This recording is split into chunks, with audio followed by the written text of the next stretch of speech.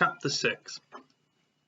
Lily, please hold still, Mother said again. Lily, standing in front of her, fidgeted impatiently. I can tie them myself, she complained. I always have. I know that, Mother replied, straightening the hair ribbons on the little girl's braids. But I also know that they constantly come loose, and more often than not, they're dangling down by your back by the afternoon. Today, at least, we want them to be neatly tied and to stay neatly tied. I don't like hair ribbons. I'm glad I only have to wear them one more year, Lily said irritably. Next year I get my bicycle too, she added more cheerfully. There are good things each year, Jonas reminded her.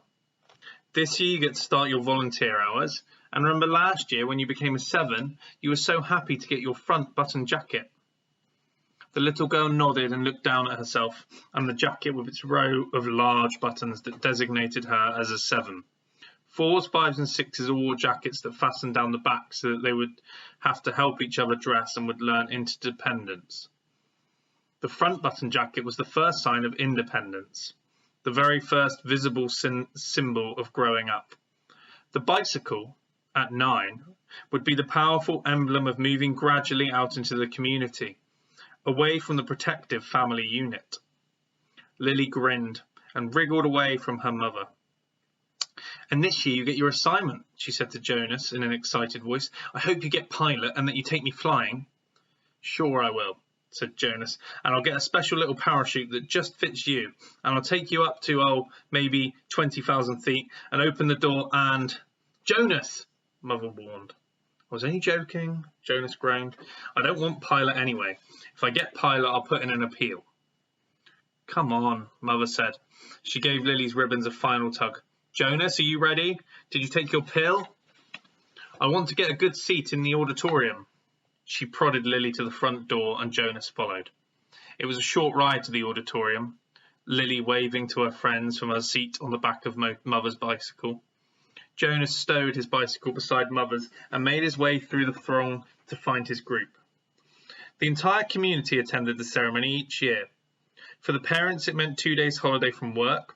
They sat together in the huge hall.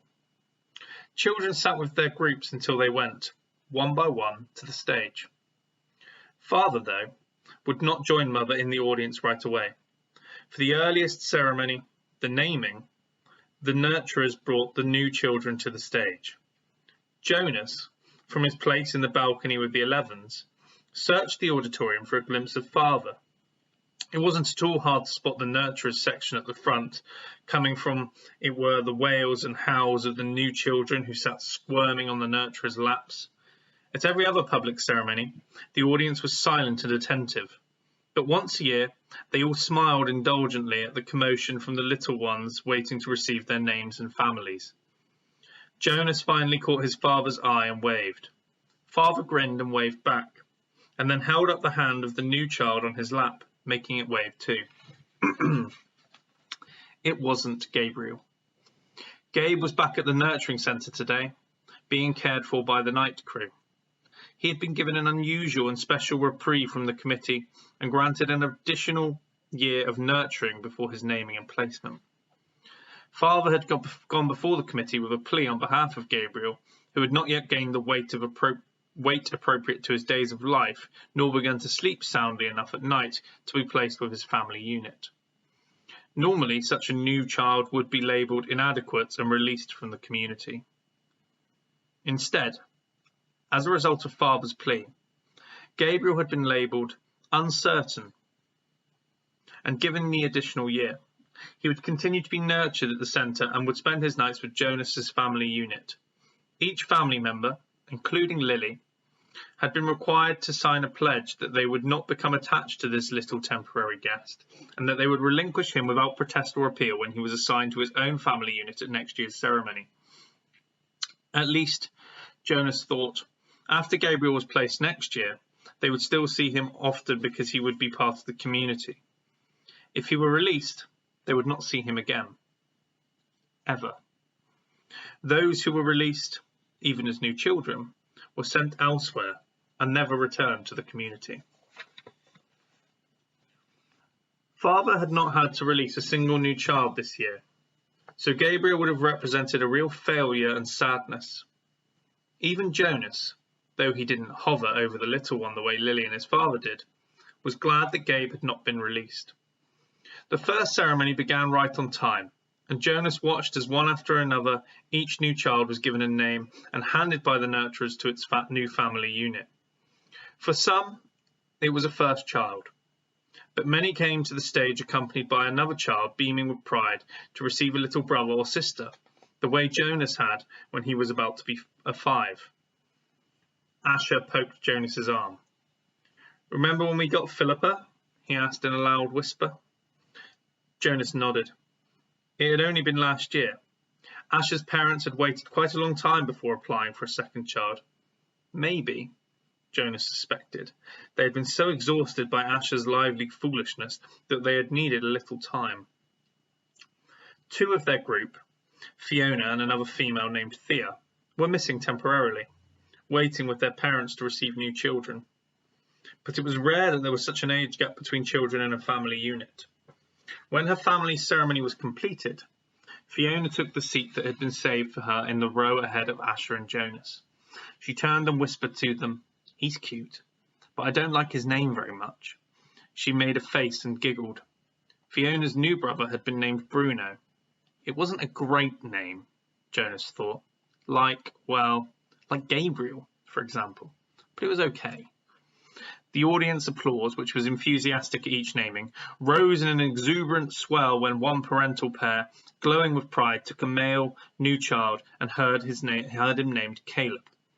This new Caleb was a replacement child. The couple had lost their first Caleb, a cheerful little 4. Loss of a child was very, very rare. The community was extraordinarily safe, each citizen watchful and protective of all children. But somehow the first little Caleb had wandered away unnoticed and had fallen into the river. The entire community had performed the ceremony of loss together, murmuring the name Caleb throughout an entire day, less and less frequently, softer in volume, as the long and sombre day went on, so that the little 4 seemed to fade away gradually from everyone's consciousness. Now, at this special naming, the community performed the brief murmur of replacement ceremony, repeating the name for the first time since the loss, softly and slowly at first, then faster and with greater volume, as the couple stood on the stage with the new child sleeping in the mother's arms. It was as if the first Caleb were returning. Another new child was given the name Roberto, and Jonas remembered that Roberto, the old, had been released only last week. But there was no murmur of replacement ceremony for the new little Roberto. Release was not the same as loss. He sat politely through the ceremonies of 2 and 3 and 4, increasingly bored as he was each year. Then a break for midday meal, served outdoors and back again to the seats for the 5s, 6s, 7s, and finally, last of the first day's ceremonies, the 8s. Jonas watched and cheered as Lily marched proudly to the stage, became an 8 and received the identifying jacket that she would wear this year. This one with smaller buttons and, for the first time, pockets, indicating that she was mature enough now to keep track of her own small belongings. She stood solemnly listening to the speech of firm instructions on the responsibilities of 8 and doing volunteer hours for the first time. But Jonas could see that Lily, though she seemed attentive, was looking longingly at the row of gleaming bicycles which would be presented tomorrow morning to the 9s. Next year, Billy, Jonas thought. It was an exhausting day, and even Gabriel, retrieved in his basket from the nurturing centre, slept soundly that night. Finally, it was the morning of the ceremony of 12. Now father sat beside mother in the audience. Jonas could see them applauding dutifully as the 9s, one by one, wheeled their new bicycles, each with its gleaming name tag attached to the back, from the stage. He knew that his parents cringed a little, as he did, when Fritz, who lived in the dwelling next door to theirs, received his bike and almost immediately bumped into the podium with it. Fritz was a very awkward child who had been summoned for chastisement again and again. His transgressions were smaller ones, always.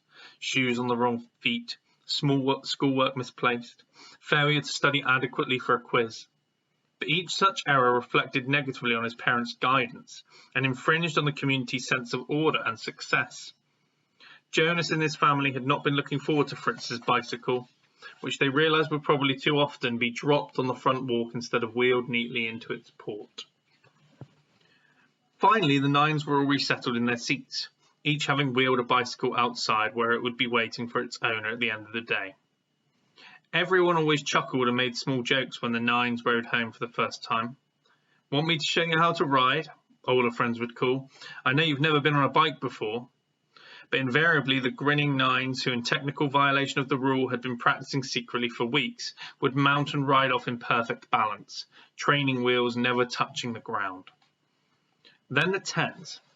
Jonas never found the ceremony of 10 particularly interesting, only time-consuming, as each child's hair was snipped neatly into its distinguishing cut. Females lost their braids at 10, and males, too, relinquished their long childish hair and took on the more manly short style which exposed their ears. Labourers moved quickly to the stage with brooms and swept away the mounds of discarded hair.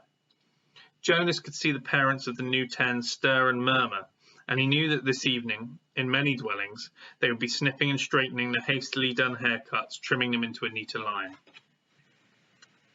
11s. It seemed a short time ago that Jonas had undergone the ceremony of 11, but he remembered that it was not one of the more interesting ones.